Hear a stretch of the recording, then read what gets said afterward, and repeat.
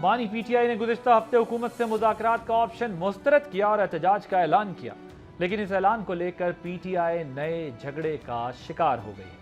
عمران خان نے پارٹی کو ہدایت دی تھی کہ 5 اگست کو احتجاج کا نقطہ عروج یعنی کہ پیک ہونی چاہیے، لیکن وزیر اعلیٰ خیبر پختونخوا نے اب نئی ڈیڈ لائن دے دی ہے۔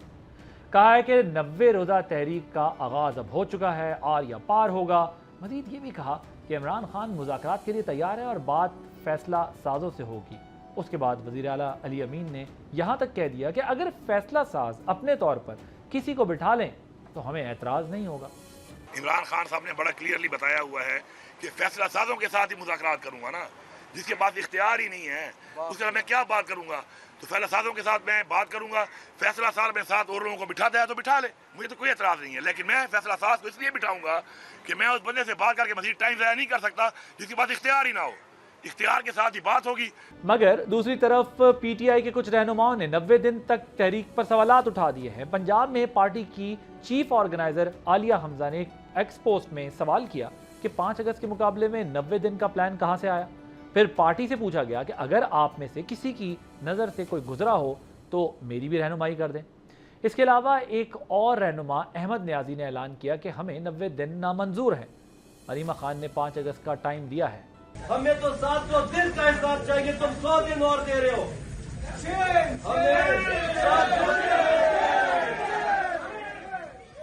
ہمیں 300 دن 90 دن نامنظور ہے۔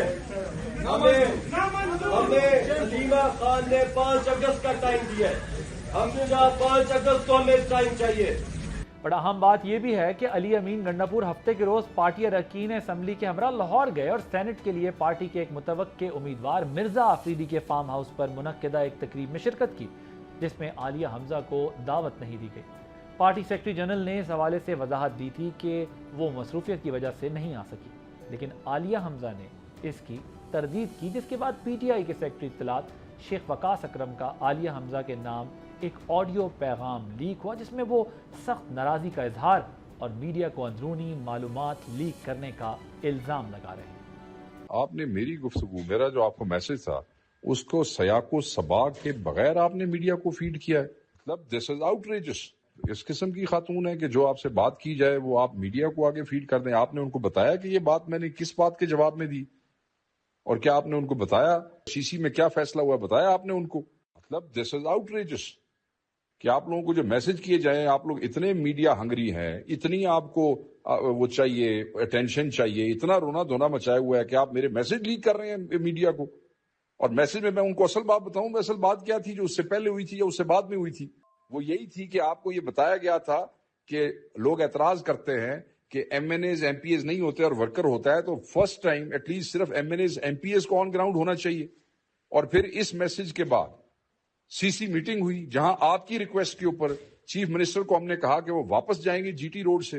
آج آپ نے یہ حرکت کی اور بڑی بری حرکت کی آپ نے۔ اتنی بندوں کو خواہشیں ہوتی ہیں کہ میڈیا میں اٹھائے اور ہمیں یہ بنائے۔ سر میڈیا کے اوپر عمران خان کو آپ نے باہر نکالنا ہے، وی لاگ میں سے عمران خان کو آپ نے باہر نکالنا ہے، سوشل میڈیا میں سے عمران خان کو باہر نکالنا ہے۔ This is how you become part of the party. مجھے کوئی فرق نہیں پڑتا کسی میسج کے لیک ہونے سے، but I am compelled now کہ اس کے سیاق و سباق اب سب کو بتائے جائیں گے کہ یہ کیا ہوا، کس نے کیا کیا۔ اب دیکھنا یہ ہے کہ پی ٹی آئی کی احتجاجی تحریک کا مستقبل کیا ہے۔ That's all we have for tonight۔ کل انشاءاللہ ایک نئے ٹاپک کے ساتھ حاضر ہوں گے۔ عادل عباسی کو اجازت دیجیے، اللہ حافظ۔ سبسکرائب کریں اور بیل دبائیں تاکہ کوئی خبر رہ نہ جائے۔